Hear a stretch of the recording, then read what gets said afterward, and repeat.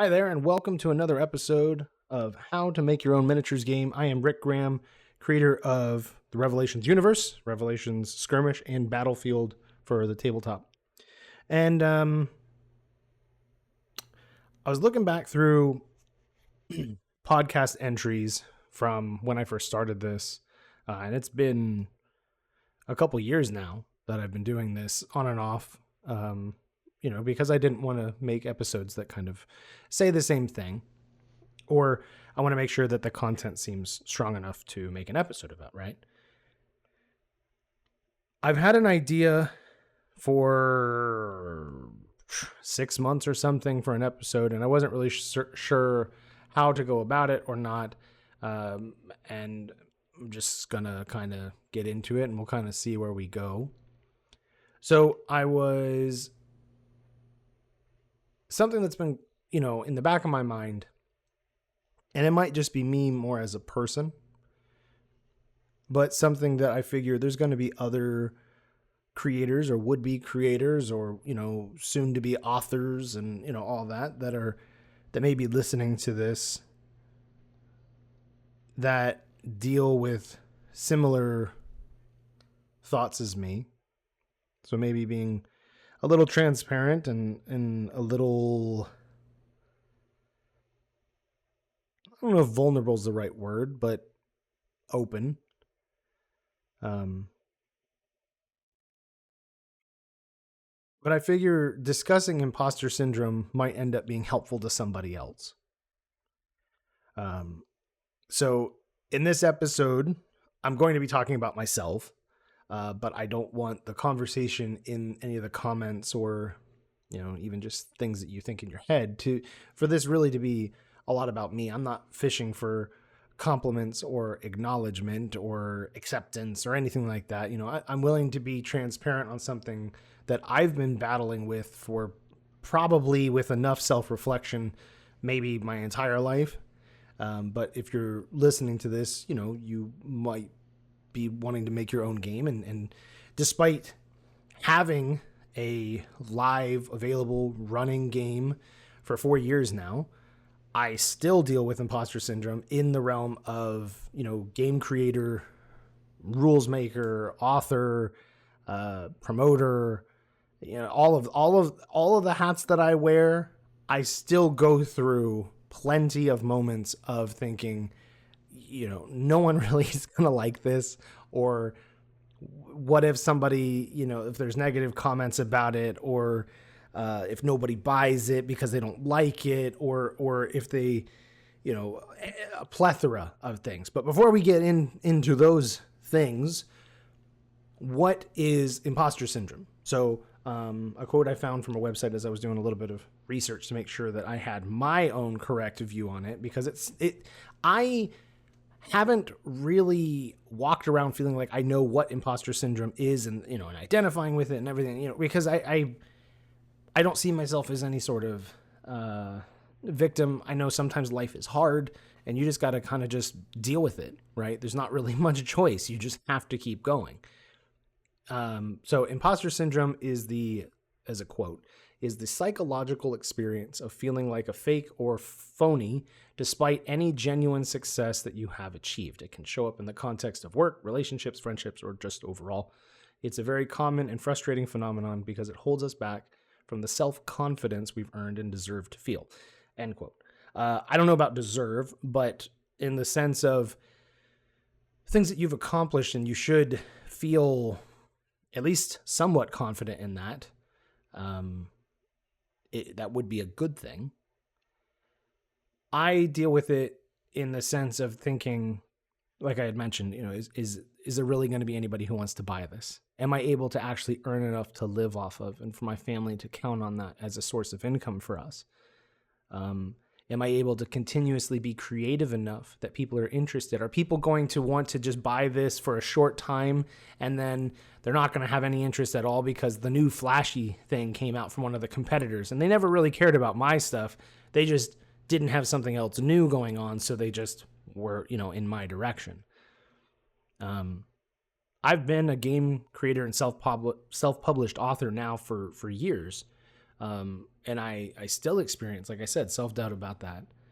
Um, one thing I worry about, and this, is someone who's on the outside, it might seem like, Rick, that seems so silly, but in my mind, I worry about what would happen if someone asked me a question about a rule and I can't answer it off the top of my head. Like if I was in a live chat or I was doing a live stream or someone was with me in person, they're like, "Hey, so what happens with XYZ?" And like I just blank and I'm like, "I don't know. I need to go look at the rule book." Or if someone asks me about a character from one of my novels and I've entirely forgotten about them. And if you were to ask me right now, Rick, name all the characters in one of your books, I couldn't tell you all of them. Some of these characters I don't spend very much time with. They're kind of there for a few scenes, maybe even just one scene, or they were there in order to propel the main character forward or something like that. Like they were never meant to be, lack of a better word, important enough to remember strong things about them. And I'm a very visual person, as a lot of men are. And if I don't have the ability to see it with my own eyes, I have a really difficult time recalling it when it comes to stuff like that. So, and that can still, ebb and flow because I have so much stuff going on in my personal life and business. It's difficult sometimes to keep it all straight. And it's not because it's not important or whatever. It's just that just happens. I currently, we've had one person help with a short story. We have another short story that's possibly being reviewed. But as of right now, I mean, I've done 99.99% of everything to do with Revelations on lore, on stories, on game creation. I've had people help with the models for sure. And some of the artwork, absolutely. But I have done so much of the other stuff that I have so many other ideas, in my mind right now for other products, other projects, other stories, other characters, and the list goes on of all these other things. I even have some that I try to kind of hold back so it doesn't consume me for another 2 different types of storylines of other IPs to go with. And if you're a creative person, I imagine that you kind of have that too. You might have one game in you right now that's like itching to be made, but you probably have that dream game that you want to do, but you feel that you don't have the money or the connections or the ability or the know-how or whatever to be able to do that once. You're kind of maybe leaning towards like, okay, I could do this easier game, right? That's how I kind of did some of these other things, was I kind of eased into like doing short stories, then novels, kind of doing, let's do a few miniatures. And then it's like, all right, well, we might have enough that maybe we could do a game, and you kind of ease into these things. But I've got ideas for more games. Right now, I want to do a space combat game. I want to do a card game that I have a rough idea on. I have another type of hybrid card game I'd like to get to. Ideas are never in shortage for me. The ability to get them done, or the money to get them done, which you could argue is the ability, is where the problem is. But there is still that shadow that lingers just outside of my view, where I know that there's those thoughts of, you're not creative enough, you're not good enough, you're not smart enough to be able to pull this kind of a business off, you're not, all these things that you can come up with, any sort of negativity. And some of it is fruit from conversations I've had with other people, or people not being supportive. So it kind of, in a way, feels like you confirm those thoughts because my friends and family don't really care. Or, you share things with your spouse or significant other, and it's like, yeah, like they love you, they care about you, but they're not as invested in this idea. So it kind of makes you feel almost at times like an island, trying to push yourself forward to do this amidst learning new skills, amidst learning how do you even wrap your head around growing a player base or marketing or all these things that you have to do. Because if you're designing a game, yeah, you might be able to find a platform where you can make that game kind of come to market in a sense. but it's still difficult because how do you fully do that? And even if you were to find a platform that would allow you to publish your game or your rules or your models on, they're still not going to do the marketing for you. Like, you still need that. And that is still a skill that I feel incredibly still very weak and inadequate at. Even after doing this for years and trying to grow a social media following and trying to, I'm back in dabbling how to do Facebook ads and Instagram ads and emails, and how do you write posts that get people's attention? How do you get them to convert? How do you, like, marketing for me is still really challenging because it really does feel like it's out of your hands, and there's only so much you can do to make your product good, to make it look polished, to make it ready for players. And then, I just, as of recording this, yesterday and like 2 days before that, I had people bring stuff up about my first game, Revelation Skirmish, because right now I'm heavily in promoting Battlefield, which is an alternate rule set that still uses Revelation's models, but it's an entirely different engine. And the rules for that are also available for free, just like with Skirmish. The stats are going to be available for free, just like with Skirmish. The models are the same, but it's a totally different game. Like, it's faster, it's simpler, it's leaner in terms of as many models as you need and whatnot. But Skirmish has been around now for 4 years, pretty much. And I still get people, like I said, just these last couple days, I've had 2 people bring up stuff where the wording of a rule or of a keyword, one of the abilities for the units, wasn't correct. And some of these units have been around for 2 years now, and it's like, how did nobody else in my community catch this? How did I not catch this? Because I've gotten positive remarks on the books and the PDFs and other stuff that I released that, generally speaking, there's going to be some spelling errors here and there, but generally speaking, my books, my products are actually pretty well spell checked, and grammar's pretty decent. Everything reads pretty well, even in comparison to some of the bigger competition.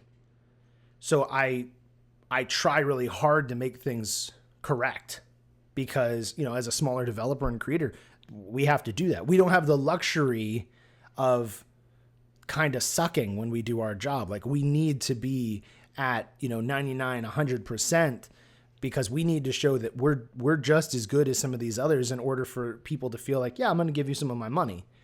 So we have to deliver products at a higher caliber. That doesn't mean that you have to invest thousands of dollars or millions of dollars in order to develop it. That doesn't mean that in the sense of the investment, but in the sense of customer interaction, in the sense of trying to make rules that actually make, any sort of freaking sense, in the way that we respond to questions, the way that we fix problems, the way that we try to improve our products. I think 100% that if you looked at our rule book for Skirmish, from when it released to when it is now, you will see a very positive upward trajectory of improvement, of formatting, of cleanliness, of just everything being more orderly, of the improvement in the models, the improvement in the photography, the improvement in the marketing, and yada, yada, yada, on and on and on.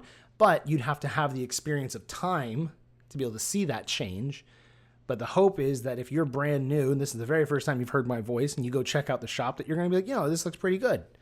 Especially when you find out that it's me. And I have someone who helps me like part-time as like the head modeler.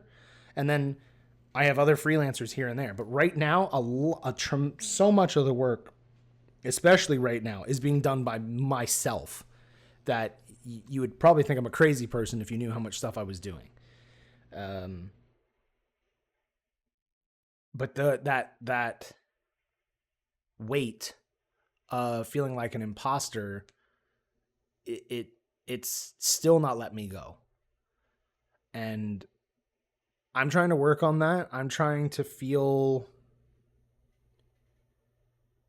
peace and a little bit of confidence out of looking back on my accomplishments for the last few years and thinking, you have improved. You have moved things forward. The products are better. You are learning from the competition and finding ways to do things in a way that they can't compete with, or they're actively avoiding. So you're finding a way in the market. And I'll have people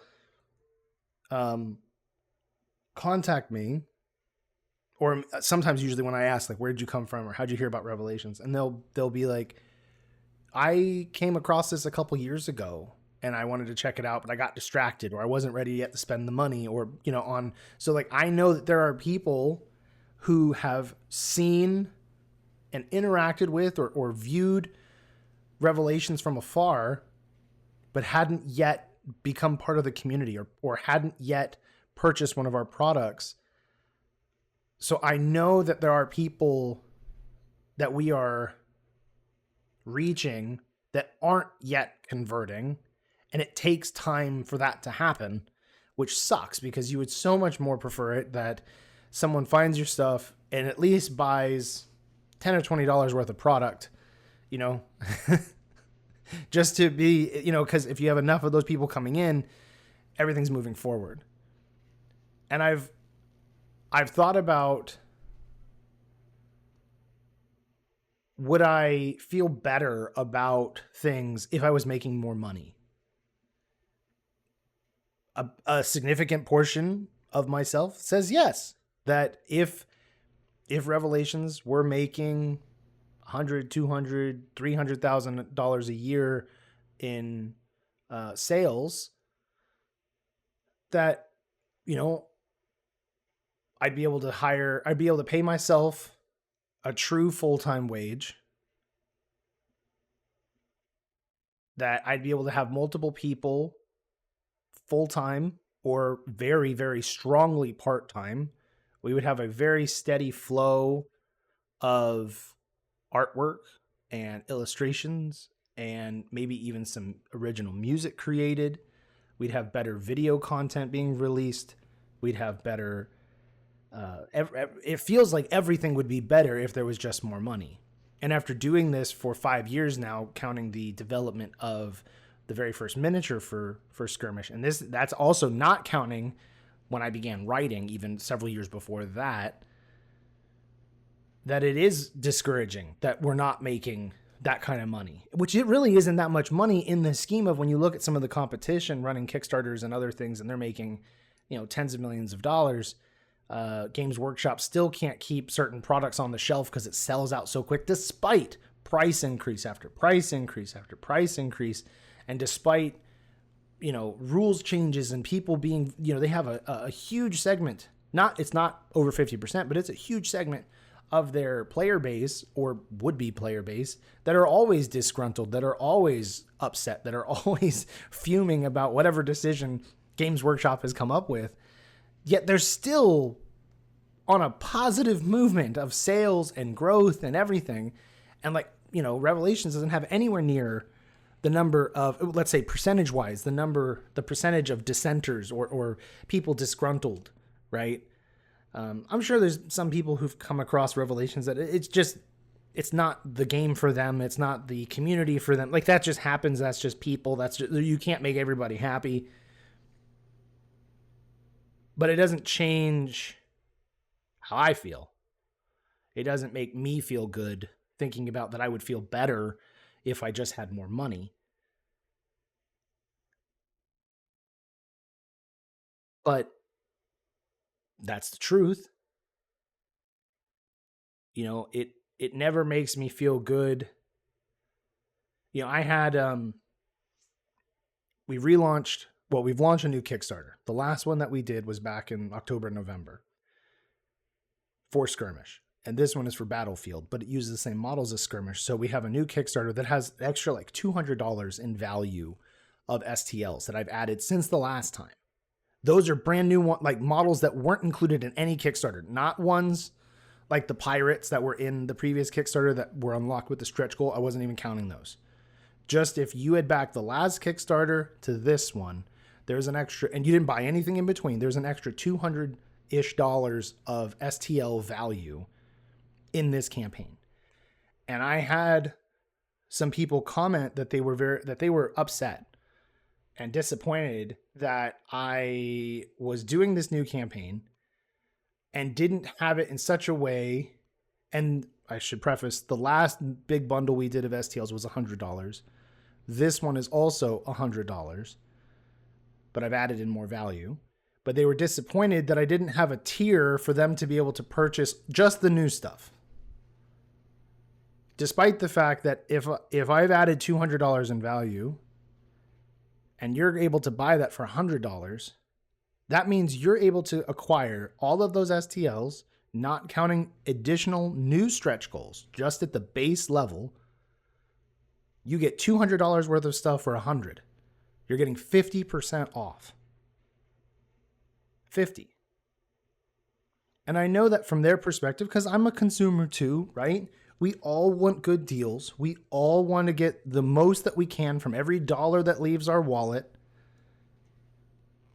But from the creator standpoint, I'm giving you 50% off of my products. And you're unhappy that it's not more. And I know that in a sense, it's kind of, that's the monster of Kickstarter and these other platforms it's in some instances, it's a race to the bottom. In order to kind of show you that I have value, I have to put out this big expensive bundle. Not all creators have to do that, but some do. And I know that in the first Kickstarter that Battletech had done, their Kickstarter did pretty well. In comparison to my stuff, it's done amazingly well. But the value that you got from that first Kickstarter was really high. And then when they launched their second Kickstarter, which did way more money than the first one, there were people complaining that the value from one campaign to the next wasn't the same or better. Despite the fact that the value was still cheaper than if you bought it at retail. So you're still getting money. You're supporting this game that you love. You're supporting a company that creates a game that you love in order for them to continue to do this and to grow and be bigger and do new things and bigger things and, reach more players so that continues to cascade forward. And they're unhappy that their money isn't going farther. But they don't realize that, I think in some cases people aren't realizing, especially like for my company, White Light Media, every dollar is a big deal. Because we're not dealing with millions or tens of millions or hundreds of millions or billions. So every dollar that we get, that we actually get to keep, that doesn't go out for transaction fees or shipping fees or anything that we actually keep, is in some way being rolled back into me being able to continue to do this, paying another artist to be able to continue to make new stuff, paying a modeler to make new things, the investment in new equipment so that we can move forward, or program subscriptions, or, all this, like every dollar going into my studio is funding Revelations in some way to keep going. It's not just leaving the system and then just being devoured elsewhere for nothing. Like the entire movement of it is propelling Revelations. And if you care about that brand, firstly, if you're listening to this, I am super appreciative of that. But it just really sucks when people complain that your prices aren't better, despite the fact that you're giving them a huge amount of value. And there's nothing you can do about that. And that's something that I share because as you release products and design things, you will run into people like that, and you just have to shrug it off. I, at first, with those, people that were unhappy, I was hurt a little bit at first because, in my mind, I'm running through what's the cost analysis, what's the value analysis, how much to be able to talk people into this effectively and be like, look, this is how much you're saving. This is how much you are getting for the money that you're putting in. But from their perspective, I get it. I spent $100 before. I'm spending $100 now. I'm getting less value than what I did before. But if you step back, they are putting money in to keeping Revelations going. Because without money coming in, it stops. I can't do it for free forever. I can't can't pay artists on exposure bucks. I can't even keep the shop going because there's a subscription fee just for that with no money. And I have to pay the web developer because he hosts the revelationswar.com, our list builder. There's all these subscriptions and components on the back end of money going out every month just for being a business, let alone new stuff, new products, paint supplies in order to make these promotional images, and filament to do the tests for things, and resin and all of those components. I'd say that I've gotten better in a sense at dealing with these kinds of thoughts. I've had to. I wouldn't be able to make it if I didn't. And maybe it'll be relevant to kind of share, like how do I deal with it, at least in some respect. And one of the things is I don't beat myself up as much as I can prevent. I used to a lot more, and I've gotten a little harder about it, or a little more firm about things. So like when I was talking about like those people that were upset about the value that I was providing for Battlefield, for this campaign, I realized when I was starting to get upset that I don't need to convince these people who have helped me before to help me now, or to see the value in it. Like if they don't see a value and they're upset, that's on them. I can get upset. I can get worked up. I can go do this and that and all these other things. And that doesn't change anything. I could go and create and I had thought about, well, what if I go and create a new tier for them? But then I'm also thinking, well, I'm trying to send all these new people to this campaign. And I know that despite your very best effort, there will always be people who are confused about whatever your campaign or whatever your product is. When I used to work at Chick-fil-A, we would have people come through the drive-thru that would ask for Arby's sauce, which if you live out of the country, Arby's sauce is from another quick service fast food chain called Arby's. It's their kind of sauce. We can't possibly have Arby's sauce at a competing restaurant. It's just, we wouldn't have it. People would come in asking for hamburgers, and Chick-fil-A is very well known for serving only chicken products. There is no beef. That's part of the joke of their promotions, is that they use cows because the cows are promoting because they want you to eat chicken and not beef. But so if you come to Chick-fil-A and try to order a hamburger, we don't have that because that's not what they would sell. But despite my best efforts, I know that people will still come in and be confused. I've had that happen on other campaigns where I did a digital only campaign and people would be upset. I had a guy asking me, where's my models? You never mailed me my models. And I'm like, they're digital. I can't mail you them. There are no physical product. I actually had a person in this campaign, they backed and then they commented that they wanted me to be certain to mail them the product with basically, confirmation delivery. And I didn't want to wait till the campaign to be over to tell them, hey man, there's no physical stuff. I made sure to tell them now so they could make the decision on changing from the digital tier to a physical tier that we have, because we do have a 2-player starter kit available. And he didn't say thank you. He didn't say, hey man, whatever. He just left the campaign. Okay, but at least then I did the right thing and told him and didn't leave him to find out at the end of the campaign once the money had been transferred. Oh, by the way. But that's with me making certain every one of my reward tiers is very clear. It's very, like if you look at it and you're not reading, I can't help that, but I've done everything else I can to make sure it's very clear. This is physical, this is digital. So in my mind, when people are asking me to add additional tiers, it makes me think that the complexity is now going to increase. And now I'm going to be dealing with more people potentially upset that they bought only some of the STLs, but not all of the STLs. And then they'll get confusing and then they'll be upset that, well, why didn't I get all of it? Well, it was, this amount. And it, at the end of the day, as a business owner, you are in part trying to make sure things are clear, that things are able to be identified as easy as possible, so that it reduces the customer service side that you have to do, because that's just time. That's just time that you don't get back because you're putting out fires.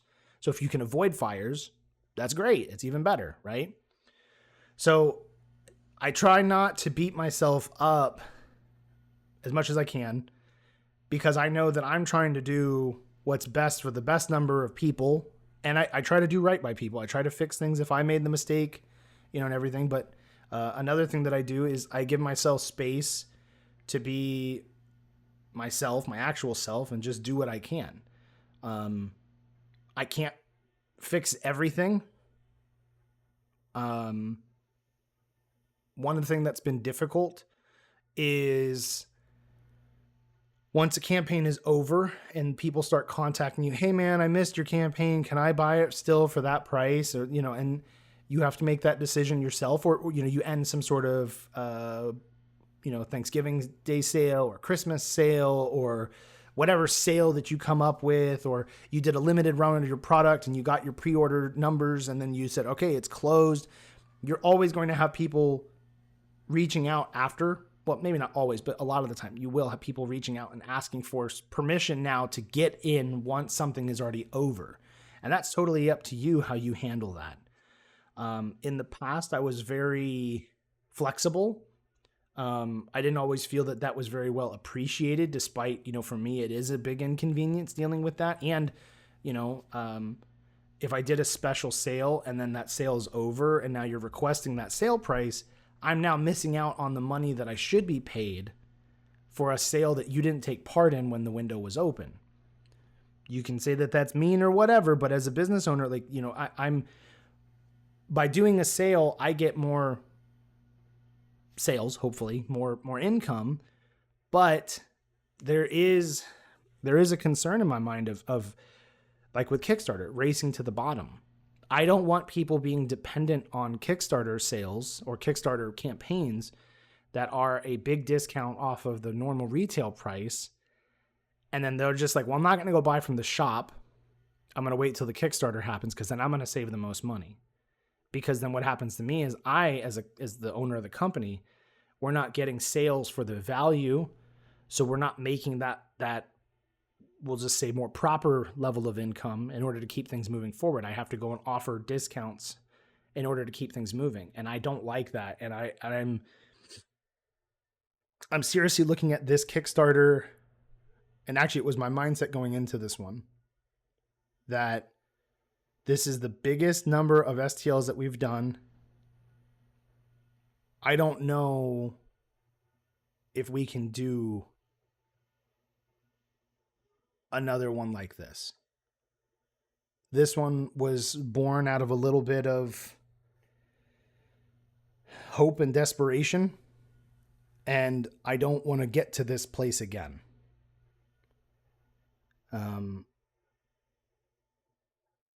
It wasn't my intention after the last campaign to go full time.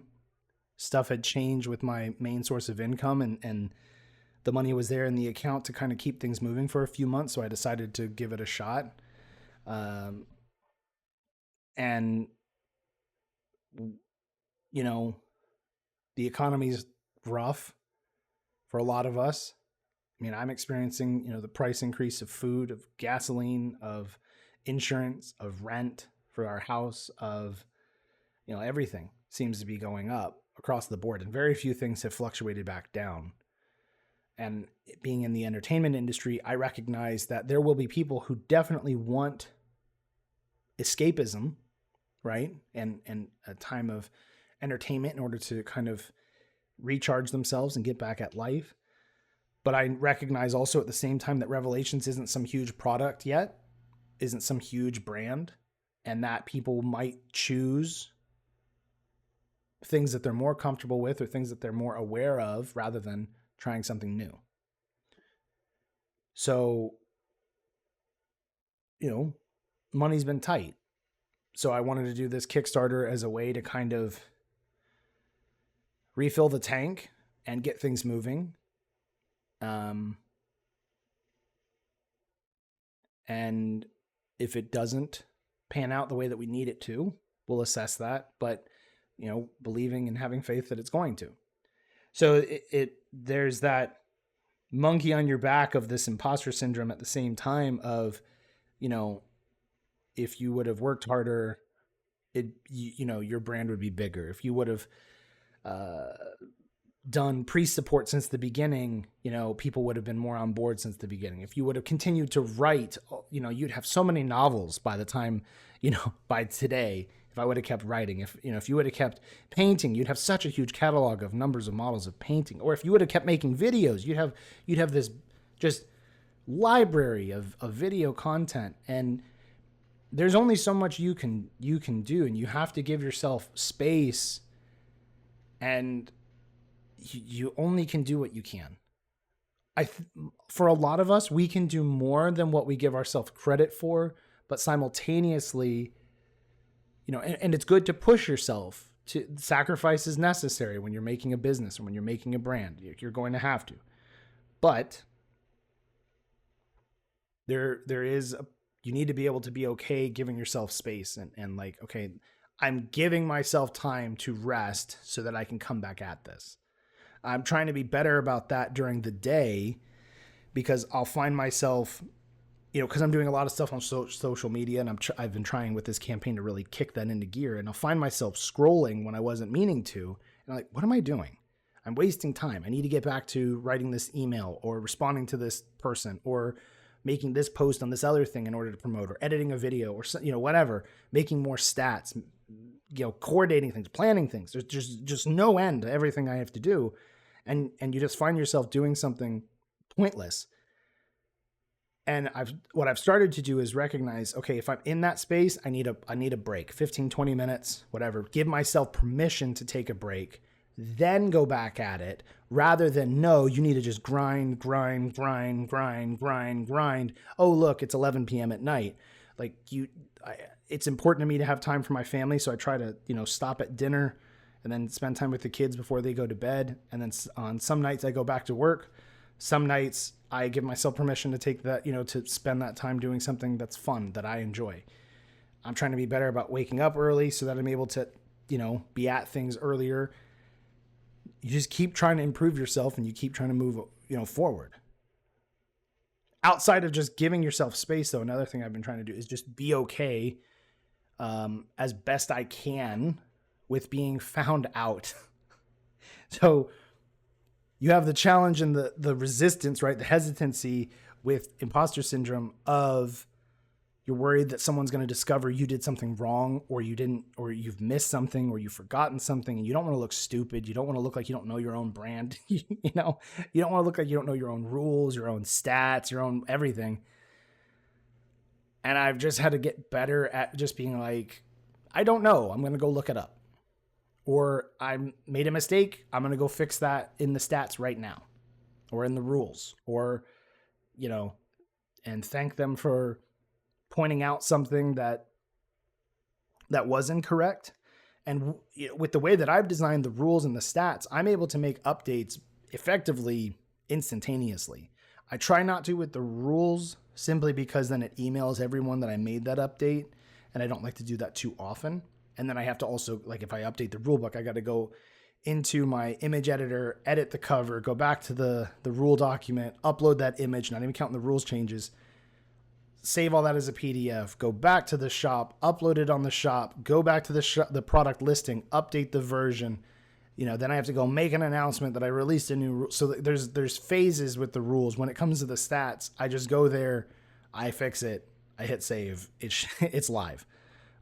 Sometimes I make an announcement. If it's something like a spelling error, I just leave it. Or like like the other day I had one that said models. It should have just said model. I just took the S off, right? I don't need to make an announcement that I took the S off. But because of the way I've designed things to be kind of a living game, I can make those updates quick. It's not like everyone has printed cards and now it's like, oh crap, I messed up. Now I gotta, put out a new image for everyone to reprint the card, to slide it into a sleeve so that they have the proper rule, because so with some games that is an added challenge that you have to kind of work through. What do I do if somebody finds something wrong? And no, I never ever feel good about somebody finding something I did wrong. But I have to remind myself that this is a good thing because now it's better. My product is better. My rules and stats and everything else is Revelations is just that much better than what it was this morning when I got up. And thank the people for finding it and caring enough to say something, because not everybody does. So it is helpful for me, that there are people that in that moment they've partnered with me to help me make things better. And sometimes people offer suggestions that you can't do. I can't change the color of a faction just because you like a different shade of red, or I can't change the name of something simply because it's not your favorite, or whatever. There are certain things that are already kind of locked in, and we kind of have to just live with that. So I don't mind the feedback, but there's only, I can't just snap my fingers and swing the brand in that direction. And that's something that you just learn as you do this more. And another thing that how I deal with the imposter syndrome is I just keep at things. I try to learn. I try to improve myself and my products. And I don't lie. Like when stuff is going on, I don't necessarily go out of my way to share bad news, or every time that an artist, quits a project, or every time that there's a delay on a project, or, because you don't want to, I think you need to have a level of transparency with your community that is respectful and adult. So, when you were younger and bad things happened, you'd rush to go tell your friends or your mother or a sibling or somebody, right? You would like, oh man, this bad thing happened. It hurt my feelings, or now everything's gonna be messed up, or now I'm scared. I don't know what's gonna happen. You always, you might overshare with people. And as an adult, you learn there's certain things you just keep back until it's time to share it. And that's what I try to do with Revelations. There are things that I have to remember I'm close with my community members, but I'm still a business owner. I'm still a creator. I still have to think like a business owner. I can't share certain things simply because I need to find a solution first. If something happens and I rush out and say, oh my gosh, guys, the modeler who was working on this, he got in a horrible car crash and he's not gonna be able to do the project now forever. So now I got to go find somebody else. All that does in that instance is create negativity. Yes, there is genuine concern for that artist, but a lot of my artists aren't involved in the community. So it's not like they have a way to be like, oh man, I'm so sorry. What can I do to help? Or, they don't have a way to contact them or know them or anything. But from my perspective, I should present a solution or something, some sort of plan, instead of only delivering bad news the moment it happens. There's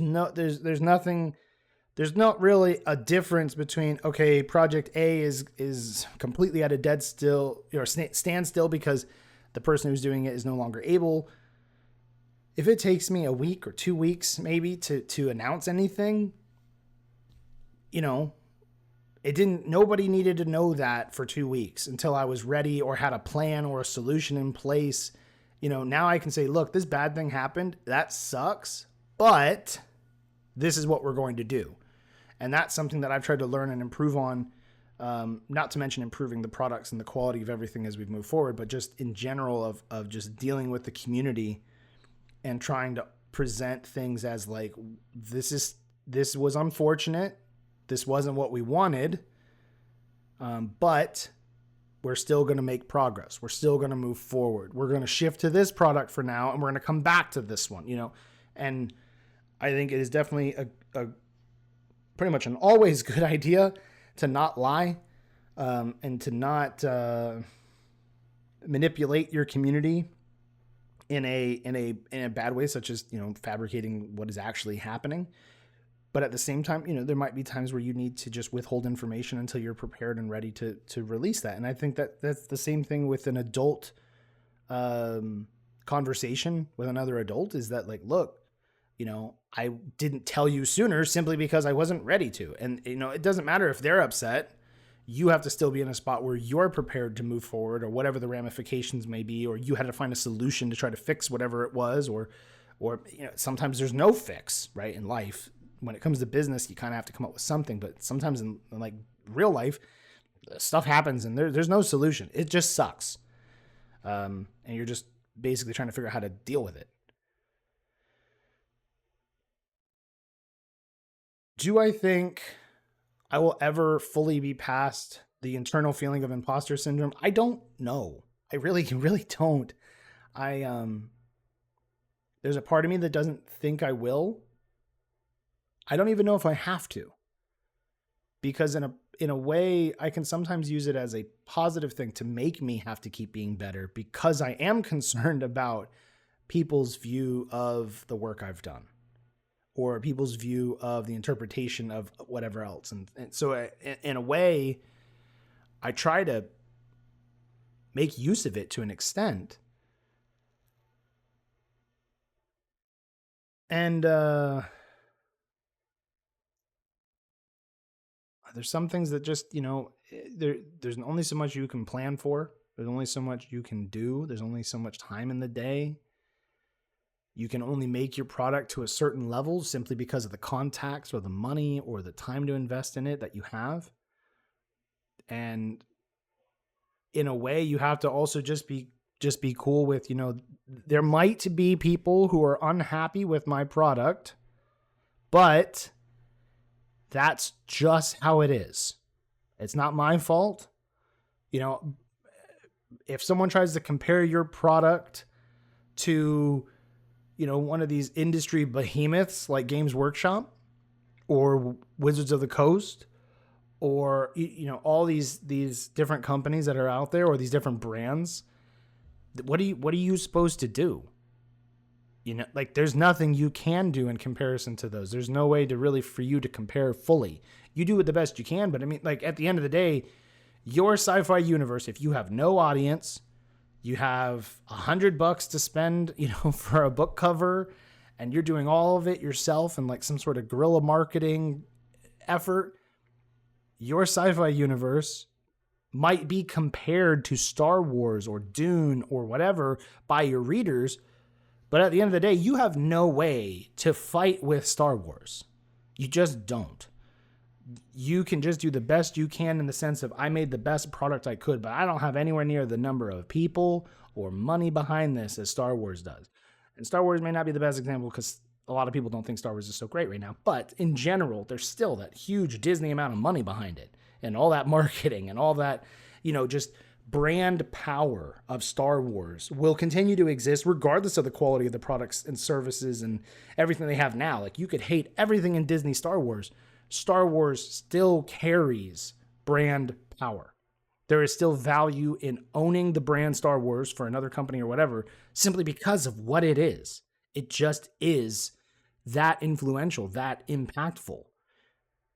But you just do what you can to push into the market. And if people are going to come at you and say, Star Wars is better than this, okay. I'm not trying to compete with or be the new Star Wars. You may want that secretly, but that at the level that you're at now, it's like a snail trying to drink the ocean. Like, it's just not, it's not comparable.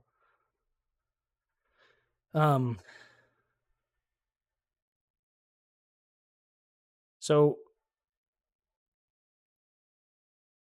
a question I kind of wrote here in one of my notes was, what happens if someone does find something legitimately worthy of pointing out to you? Let's say they point it out to you in public, because sometimes people will reach out to you in private and say, hey, I don't know if you saw this. I just wanted to point this out so you could, address it or whatever. Or, I caught the spelling error or something, because they want to help you out, but they still feel awkward doing it publicly.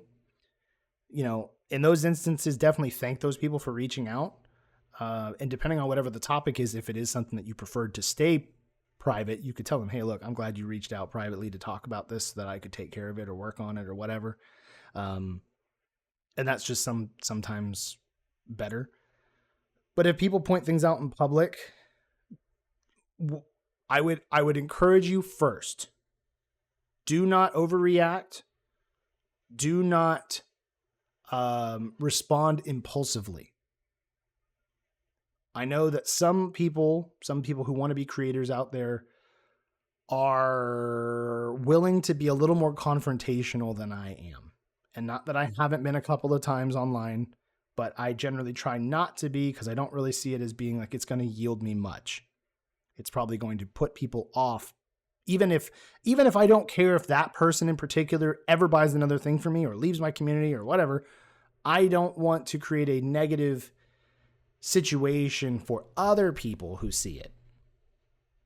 So I try to be careful and be mindful of those things. But if someone does, you need to just put on your customer service, the best customer service smile you can.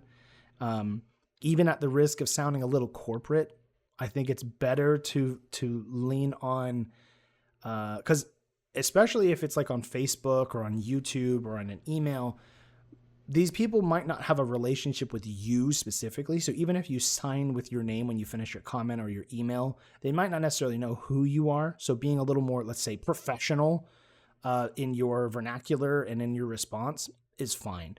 When it's something like Discord or an in-person interaction, you know, you don't want to come off as being kind of corporate and cold or cheesy or fake. You got to try to figure out the way to respond the way that sounds like you.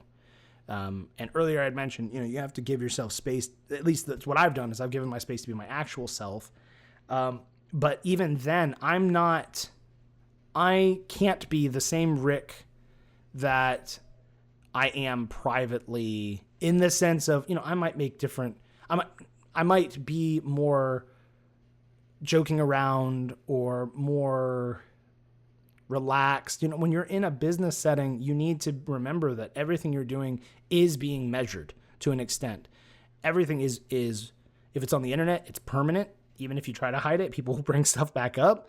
So you need to respond appropriately. You need to be mindful of the impact your words may have, or the types of decisions you make may have. You don't want to be fake, but you also don't want to put your foot in your mouth either. And sometimes people will upset you, and you will want to react the way that you want to react, but you know that that's not best for the brand that you've been spending years building and all kinds of money to help get in place, and all these relationships you've built and all that. Like, you don't want to throw that away over a single interaction. And if you've been on the internet for a while, you know that there are people who have done that. And I don't want to be one of those people, so I try to be professional when appropriate. You know, on Discord, I am a little bit more relaxed, but I'm still not 100%. My values are the same than I am privately as I am publicly, but you can't maybe be your full self just because you don't do that in business. You don't do that when you're at work. A lot of us anyway. There might be some of you who listening are like, Rick, I'm the same person if you see me on a Monday morning on my way to work as you do on a Saturday afternoon. That's fine. That's great. I don't have a problem with that. For me, I'm very reserved. You know, I try not to put out my political views or other types of views that are just generally upsetting. To, you know, not that my views are, but in topics that people try to avoid publicly, I try not to bring my business in. You know, I've approached what I would consider to be semi-political conversations before, and it's mostly in order to let people know that they're welcome to come to my community, and it has resulted in people being upset. And I've had to be okay with, there's nothing I can do to fix it. I can't undo what I've said. I have to stand by what I said, because it's worse to make a statement and then capitulate, I think. I think that shows weakness. I think that shows kind of like a spineless is a little stronger than what I mean, but you're easily swayed by money. And I don't want people to see that as me, because I'm not. Yes, I want to make more money so that I can provide for my family and I can feel that my business is secure. We're not at that phase yet, but I'd like to be. But I still have to be myself. So I try to figure out the way that I can get close to that without trying to ruffle feathers simply because I just want to just blast people with whatever. It's time and place, right? There's certain times you can do certain things, other times you shouldn't. Time and place. And that comes from experience and learning, and just, trying to learn and get some wisdom along the way for how you do things. But if someone points stuff out to you, like I said, publicly, and they're comparing your stuff to a different brand, or they're saying, hey, I'm really upset that your rules aren't as polished, or your formatting's bad, or, there was a problem with your art or your STLs or whatever, just, respond professionally and courteously, and then fix it if you can. And if you can't, there's nothing wrong with apologizing that it kind of is what it is. Or that you'll get to it as soon as possible. Don't feel like you have to drop everything. And sometimes I've done that. I've been bad about, somebody said something. I have to answer this now. I have to fix it now. That's not really realistic, but it's something I deal with. Another thing, with, if you've done something wrong with your products, like in the past, I've felt bad that, like, with this, we've updated the Sierra, the Hunter, the Ares, the Brigand, the Marines, the Fusiliers. We've renamed the Bruticus to the Gremlins. We've updated models, the Spade. My goodness, there's so many at this point that we have updated. I spent money to update in order to make that product better, there was a back and forth, being truthful, of, all right, I spent money to update this model. In some cases, I spent as much or more than the original. Should I give it away for free to the people who've already purchased this? Or, because if it was a physical product, right, when Games Workshop releases a new version of the Space Marines, or a new version of a tank or an orc or something else that's already existed, they don't say, hey, thanks for buying it before, let's give you a discount for buying it now, or we're going to ship you for free the updated version. No, they just say, here's the new one, buy it or don't.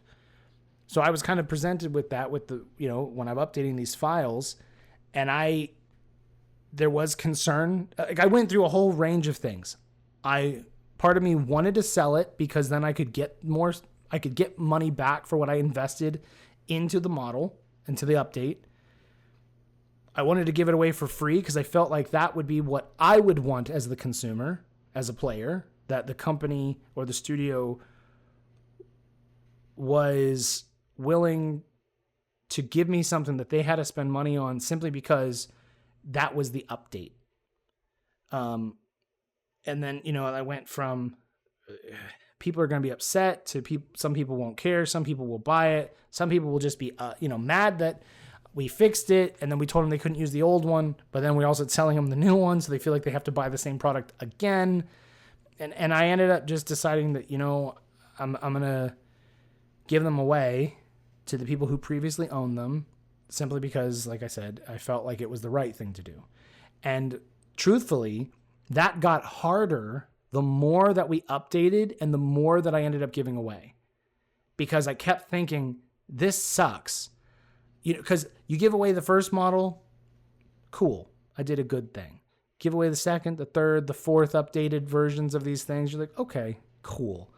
And then by the time you get to like the 8th, the 9th, the 10th one, you're like, you know what? I'm spending a lot of money here, and I'm not getting those sales on that, to recoup that investment. But to me, it felt better doing the way I did, because then I got to feel more confident going forward of, and telling new players, we fix things that we find that have mistakes. As we can fix them, we improve it. We try to keep our stats relevant for old models so that you don't feel like you have to buy the newest and because it's the biggest and the best and the greatest, that we want things to feel like they go together. We update the starter forces as needed in order to make sure that they stay relevant. The stuff in the units we choose to be in the starters are solid. We don't put garbage units in the starters to be like, oh, cool, I bought this Republic starter And then I come to find out, oh, I guess I should have 5 of this mech and no Sierras, right? Like, no, the Sierra's good. The Mars, the Marines. And then when you look at the other starters, we do the same thing. We try to make them all be very comparable to each other, simply because I want you to feel like there's a decent balance to the game no matter which starter you buy, and that you recognize that we're trying to make things better. And as you're a newer player or something to the community, you won't see that. But as time keeps going, hopefully you'll see that that's what we're trying to do. And that makes me feel more confident. And in a way that, looking back, that does help me to kind of fight some of that imposter syndrome that says, you're not good enough. No matter what you do, it's never going to work, or